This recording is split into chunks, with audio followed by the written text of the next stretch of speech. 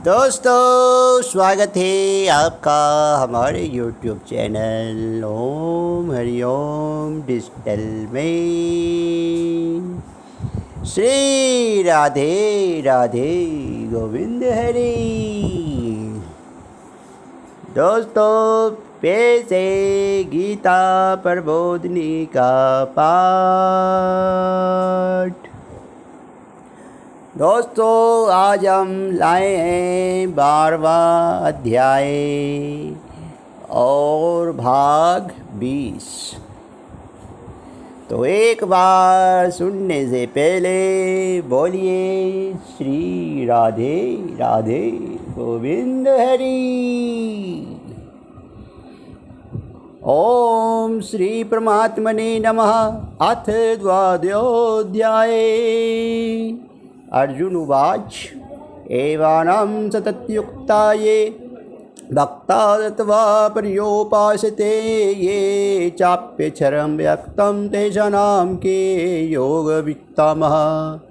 अर्जुन बोले, जो भक्त इस प्रकार 11वें अध्याय के 55वें श्लोक के अनुसार निरंतर आप में लगे रहकर आप सगुण साकार की उपासना करते हैं और जो अविनाशी निर्गुण निराकार की उपासना करते हैं, उन दोनों से उत्तम योग वेत्ता कौन है?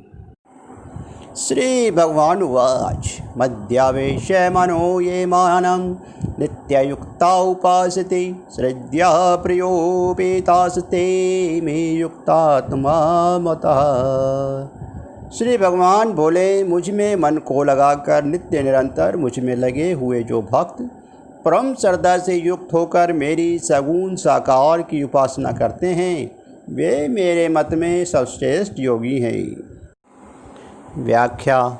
यद्यपि ज्ञान और भक्ति दोनों ही मनुष्य का दुख दूर करने में समान हैं, तथापि ज्ञान की अपेक्षा भक्ति की अधिक महिमा है। ज्ञान से तो अखंड डर सकी प्राप्त होती है, पर भक्ति के अनंत रस प्रतिक्षण वर्तमान प्रेम की प्राप्ति होती है। जैसे संसार में किसी वस्तु का ज्ञान होता है कि ये रूपे है आदि, तो इस ज्ञान से केवल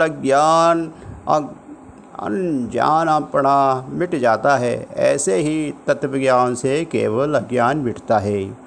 अज्ञान मिटने से दुख भय जन्म मरण ये सब मिट जाते हैं, परंतु भक्ति ज्ञान से भी विलक्षण है। जैसे ये रूपे यह ज्ञान हो जाने पर अनजानपना मिट जाता है, पर उनको पाने का लोभ हो जाए कि और मिले तो उसमें एक विशेष रस आता है।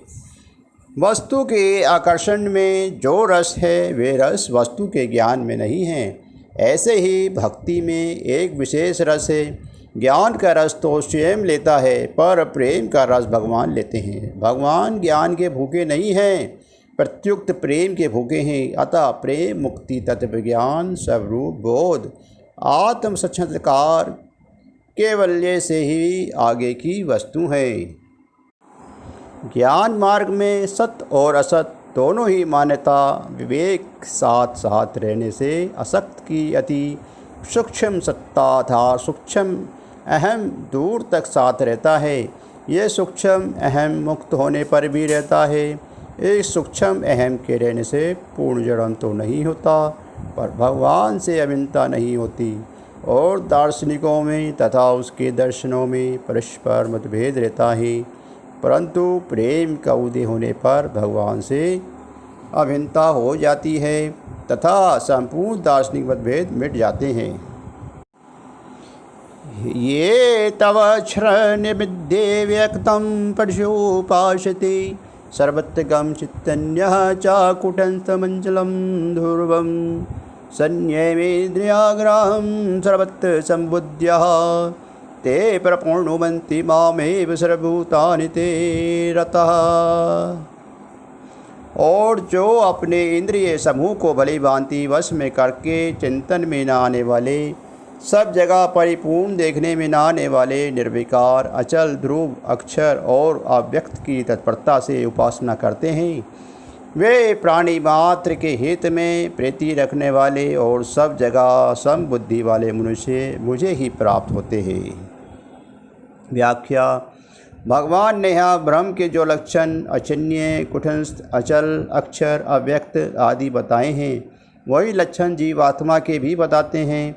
दोनों के समान लक्षण बताने का तात्पर्य है कि जीव और ब्रह्म दोनों सब रूप से एक ही हैं। देह के साथ संबंध होने से अनेक रूप से जो जीव है वे देह के साथ संबंध न होने से अनेक रूप से जो जीव है वे वैदिक के साथ संबंध न होने से एक रूप में ब्रह्म है। अर्थात जीव केवल शरीर की उपाधि से देहाभिमान के कारण ही अलग है, अन्यथा वे ब्रह्म ही हैं। इसीलिए ज्ञान मार्ग में ब्रह्म की प्राप्ति होने पर साधक के साध्य से अमरता हो जाती है। मम साध्य मृगतः सगुण और निर्गुण ये दो परमात्मा के विशेषण हैं। विशेष्य परमात्मा तत्व एक ही है, इसीलिए भगवान ने निर्गुण के उपासकों को भी अपनी ही प्राप्ति बताई है। ते प्रपानुवंती माँ में भगवान के कथन का तात्पर्य है कि निर्गुण निराकार रूप भी मेरा ही है, वे मेरे समग्र रूप से अलग नहीं है। ज्ञान योग का साध्य प्रायः समाज से असंग रहता है। वास्तव में असंगता शरीर से होनी चाहिए, समाज से नहीं। समाज से असंगता होने पर अहम भाव नहीं मिटता। जब तक साधक स्वयं को शरीर से सर्वथा असंग अनुभव नहीं कर लेता, तब तक संसार से अलग एकांत में रहने मात्र से उसका साधन सिद्ध नहीं होगा, क्योंकि शरीर भी संसार का ही अंग है। इसलिए शरीर से संबंध मानने पर संसार मात्र संबद्ध हो जाता है। शरीर से असंग होने के लिए साधक में प्राणी मात्र के हित का भाव रहना अत्यंत आवश्यक है। क्लेशोधिकारिमीवाम्यव्यक्तं चेतसाणम् अव्यक्ता ही गति दुर्गम दे विद्यापाशते। अव्यक्त में आसक्त चित्त वाले उन साधकों को अपने साधन में कष्ट अधिक होता है, क्योंकि देहाभिमानियों के द्वारा अव्यक्त विषय गति कठिनता से प्राप्त की जाती है। व्याख्या। निर्गुण उपासना में जो दे सकती है वह उपासक जीव है, और जो दे रहित है वे उपास्य ब्रह्म है। देह के साथ माना हुआ संबंध ही जीव और ब्रह्म की एकता में मुख्य साधक है। इसीलिए देहाभिमानी के लिए निर्गुण उपासना की सिद्धि कठिनता से और देरी से होती है, परंतु सुगुणोपासना में भगवान की विमुखता ही बाधक है, देहाभिमान नहीं। इसीलिए सगुणोपासक संसार से विमुख होकर भगवान से सम्मुख हो जाता है और साधन के आश्रित न होकर भगवान के आश्रित हो जाता है। अतः भगवान कृपा करके उसका शीघ्र ही उद्धार कर देते हैं। ये सगुणोपासक की विषमता है। ये तु सर्वाणि कर्माणि मयि सदनिश्चये मत्परः अन्यन्येनैव योगेन मानं ध्यानत उपासते। परंतु जो संपूर्ण कर्मों को मेरे अर्पण करके और मेरे परायण होकर अनन्य योग संबंध से मेरा ही ध्यान करते हुआ मेरी उपासना करते हैं।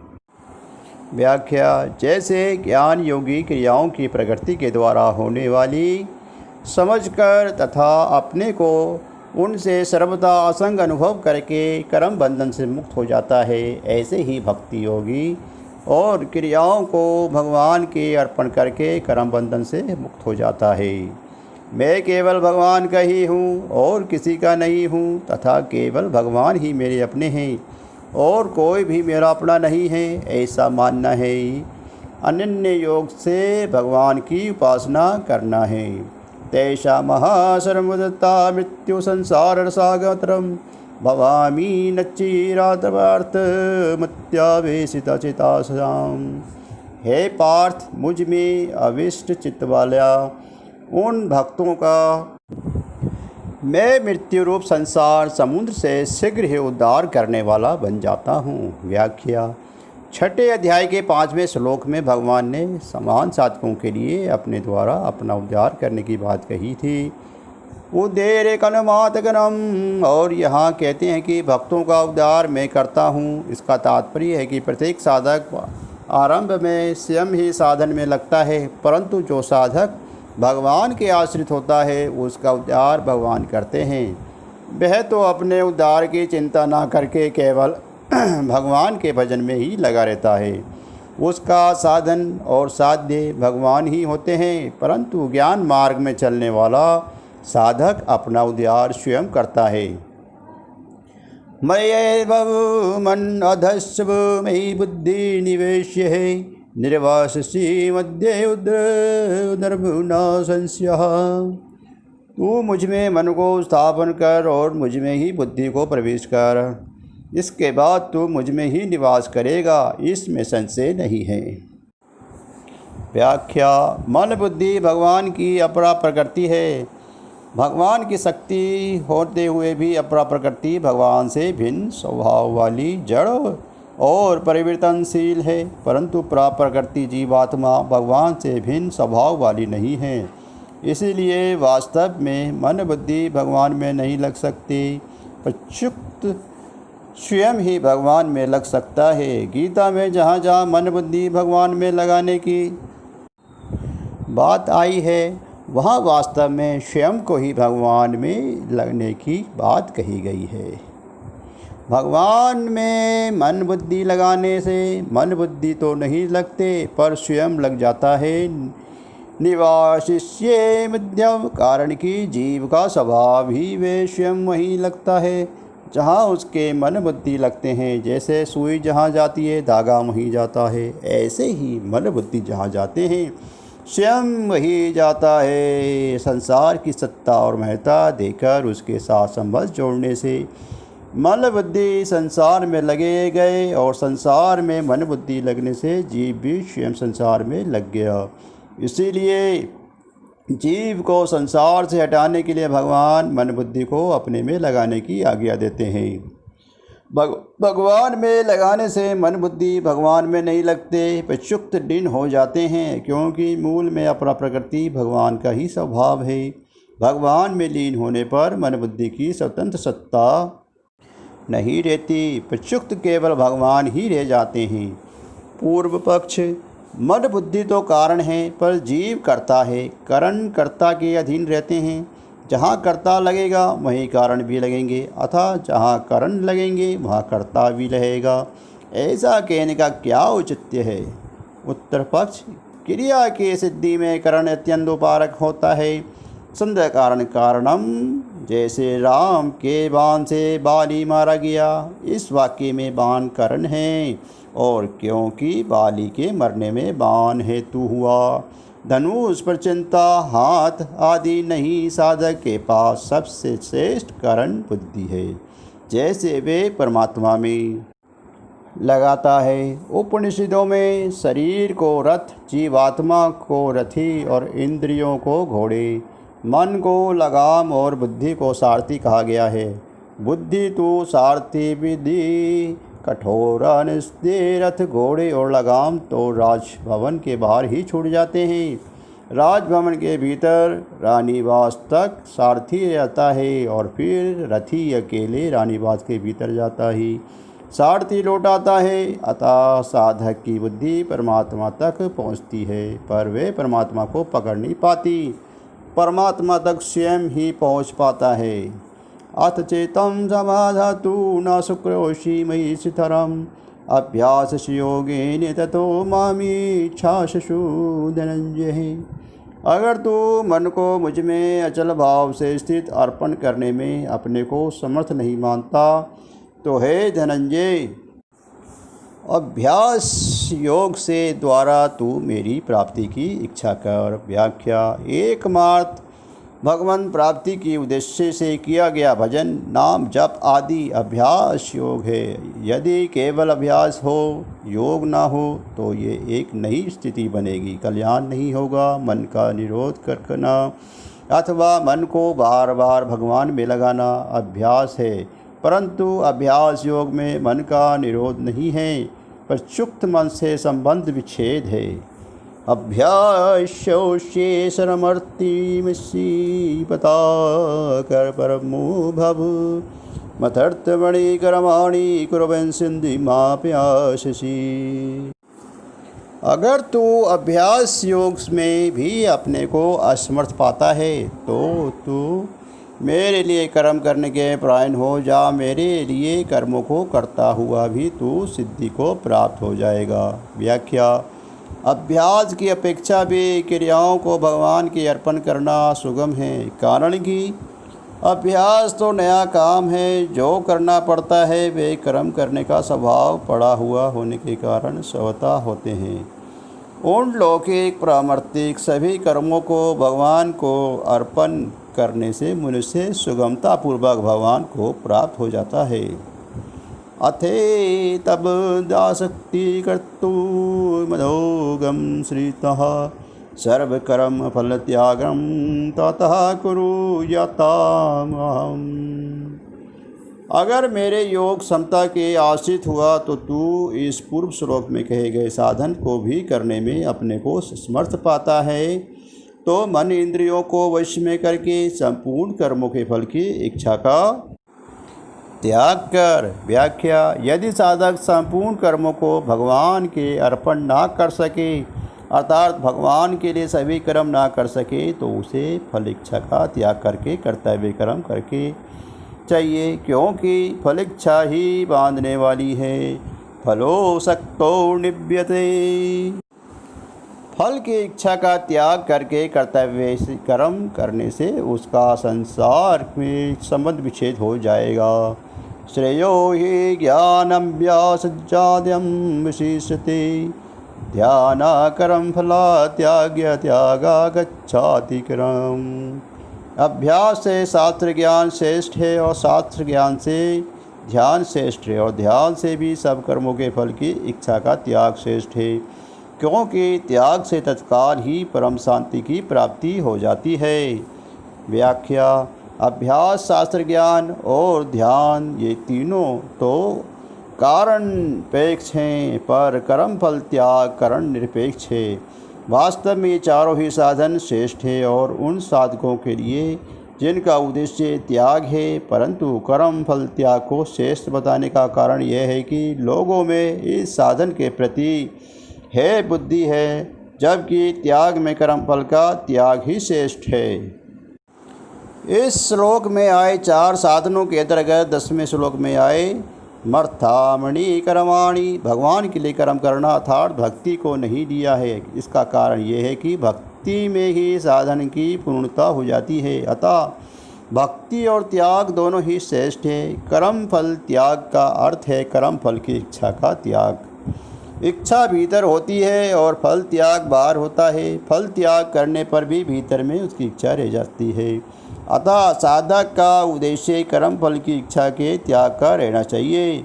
इच्छा का त्याग होने से जन्म मरण का कारण ही नहीं रहता। मुक्ति वस्तु के त्याग से नहीं होती, प्रयुक्त इच्छा के त्याग से होती है। इसीलिए गीता में फल इच्छा के त्याग पर अधिक जोर दिया गया है। किसी साधन की सुगमता अथवा कठिनता साधक की रुचि और उद्देश्य पर निर्भर करती है। रुचि और उद्देश्य एक भगवान का होने से साधन सुगम हो जाता है, परंतु रुचि संसार की और उद्देश्य भगवान का होने से साधन कठिन हो जाता है।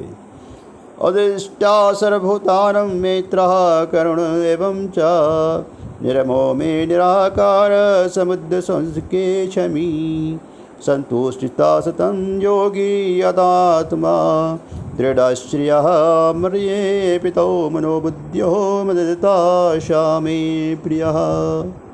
सब प्राणियों में द्वेष भाव से रहित और मित्र भाव वाला तथा दयालु भी और ममता रहित अहंकार रहित सुख दुख को प्राप्ति में सम क्षमाशील निरंतर संतुष्ट योगी शरीर को वश में किए हुए दृढ़ निश्चय वाला मुझ में अर्पित मन बुद्धि वाला जो मेरा भक्त है वे मुझे प्रिय है। व्याख्या। गीता में मित्रता और करुणा न कर्म योगी के लक्षणों में आई है, न ज्ञान योगी के लक्षणों में, प्रच्युत केवल भक्त के लक्षणों में आई है। कर्म योगी और ज्ञान योगी में क्षमता तो होती है, पर मित्रता और करुणा नहीं होती। परंतु भक्त में आरंभ से ही मित्रता और करुणा होती है। भक्त की दृष्टि में एक भगवान के सिवाय अन्य कुछ है ही नहीं। फिर कौन वैर करे, किससे करे और क्यों करे। निजे ब्रह्मुखम देख ही जगत के ही सन करही विरोध। यद्यपि ज्ञान योगी को भी किसी से किंची मात्र भी बैर नहीं होता, तथापि उसमें स्वाभाविक उदासीनता तटस्थता रहती है। ज्ञान मार्ग में वैराग्यता की मुख्यता रहती है और वैराग्य रुख होता है। इसीलिए ज्ञान योगी के भीतर कठोरता न होने पर भी वैराग्य उदासीनता के कारण बाहर से कठोरता प्रतीत होती है। प्रत्येक साधक के लिए नियम और निरंकार होना बहुत आवश्यक है। इसीलिए गीता में भगवान ने कर्म योग, ज्ञान योग और भक्ति योग तीनों ही योग मार्ग में निर्मम और निरंकार होने की बात कही है। कारण कि वास्तव में हमारा स्वरूप निर्मम निराकार है। भगवान में ज्ञान की भूख तो नहीं है, पर प्रेम की भूख अवश्य है। कारण कि प्रेम प्रतीक्षण वर्तमान है, ज्ञान नहीं। इसीलिए भगवान कहते हैं कि मुझे अर्पित मन बुद्धि वाला भक्त मुझे प्रिय है।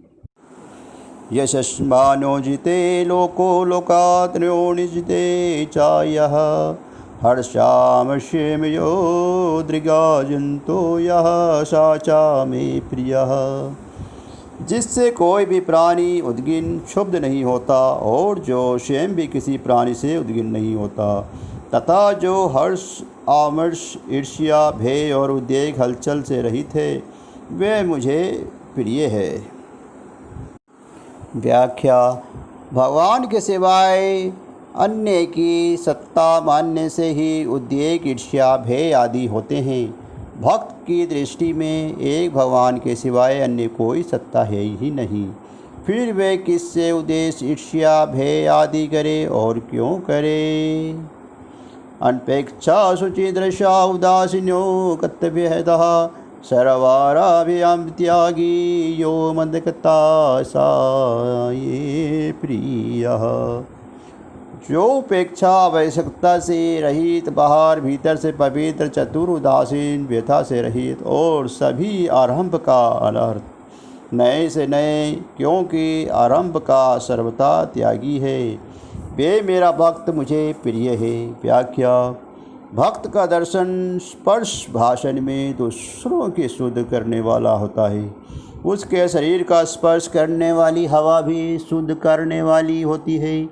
यद्यपि ऐसी शुद्धि ज्ञान योगी महापुरुषों में भी होती है, तथापि भक्त में आरंभ से ही सबके हित का भय विशेष रूप से रहने के कारण उसमें विशेष शुद्धि होती है। भक्त ने करने योग्य काम कर लिया, अर्थात भगवत प्राप्ति रूप उद्देश्य पूरा कर लिया, इसीलिए वे दक्ष है। भक्त भोग तथा संग्रह के लिए किए जाने वाले संपूर्ण कर्मों को सर्वथा त्यागी होता है। उसके द्वारा होने वाले संपूर्ण कर्म भगवान की प्रसन्नता के लिए ही होते हैं। संसार में किंची मात्र भी आसक्ति न रहने से भक्त का एकमात्र भगवान में स्वतः स्वाभाविक प्रेम होता है। यो न हर्षति न देशति न सौजति न क्रदशति शुभाशुम प्रत्यागी भक्ति मन्ये सा मे प्रियः।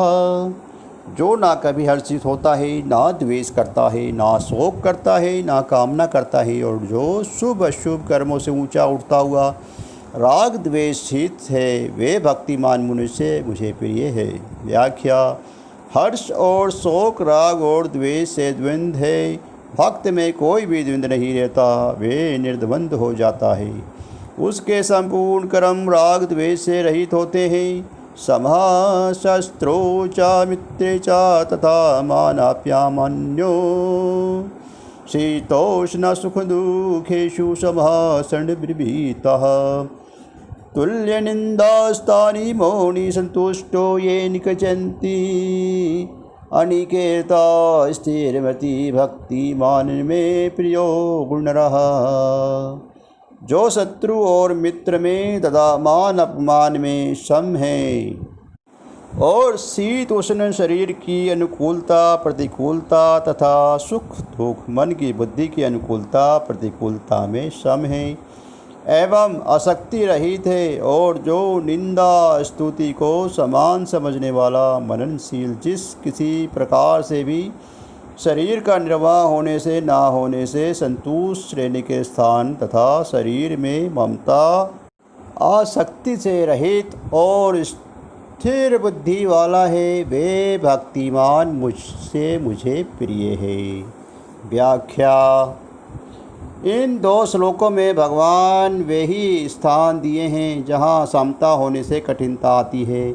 यदि इनमें समता हो जाए तो अन्य जगह समता होने में कठिनता नहीं प्राप्ति होती। अपने पर कोई असर ना पड़ना ही समता है। यद्यपि भक्त की दृष्टि में भगवान के सिवाय दूसरी संत होती है ही नहीं, तथापि दूसरे लोगों की दृष्टि में वे शत्रु और मित्र में संभाव वाला दिखता है। शत्रुता मित्र का ज्ञान होने पर भी वे सम रहता है। भक्त सब प्रकार की अनुकूलता प्रतिकूलता में सम रहता है। उसका ना तो अनुकूलता में राग होता है और न प्रतिकूलता में द्वेष होता है। ये तो धर्म्यामृतमिदं योक्ता पशुपाशति श्रद्धानं मृतपन्तं भक्ता से श्रीविश्वे प्रियः। परंतु जो मुझ में श्रद्धा रखने वाले और मेरे परायण हुए भक्त इस धर्म से अमृत को जैसा कहा है वैसा ही भली भांति सेवन करते हैं, वे मुझे अत्यंत प्रिय हैं। व्याख्या। भगवान ने सिद्ध भक्तों के 39 लक्षणों के 5 प्रकार कहे हैं। 13वें 14वें श्लोक का पहला प्रकरण, 15वें श्लोक का दूसरा प्रकरण, 16वें श्लोक का तीसरा प्रकरण, 17वें श्लोक का चौथा प्रकरण और 18वें 19वें श्लोक का 5वां प्रकरण। प्रत्येक प्रकरण के लक्षण धर्म से पूर्वक हैं। साधक भक्त जिस प्रकरण के लक्षण को आदेश मानकर साधन करता है उसके लिए वही धर्मयुक्त है। ऐसे साधक भक्त भगवान की अत्यंत प्रिय होते हैं। श्रद्धा साधक में होती है, श्रद्धा सिद्ध में श्रद्धा नहीं होती, पर सुक्त अनुभव होता है, क्योंकि उसके अनुभव में एक परमात्मा के सिवाय अन्य कुछ है ही नहीं, सब कुछ परमात्मा ही है। फिर वे श्रद्धा क्या करे। साधक की दृष्टि में दूसरी सत्ता रहती है, इसीलिए वे श्रद्धा पूर्वक उपासना करता है। दूसरी सत्ता की मान्यता रहते हुए भी साधक भगवान के प्राण रहता है और भगवान के सिवाय दूसरा कोई उसका प्रेमास्पद नहीं होता, इसीलिए वे भगवान को अत्यंत प्रिय होता है। ओम तत्सति श्रीमद्भगवद्गीता सप्तमेषु ब्रह्म विद्याया योगशास्त्रे श्री कृष्ण अर्जुन संवादे भक्ति योगे नाम 12 अध्याय समाप्ति। दोस्तों 12वां अध्याय अब समाप्त होता है। इसी के साथ कृपया एक बार प्रेम से बोलिए श्री राधे राधे गोविंद हरे।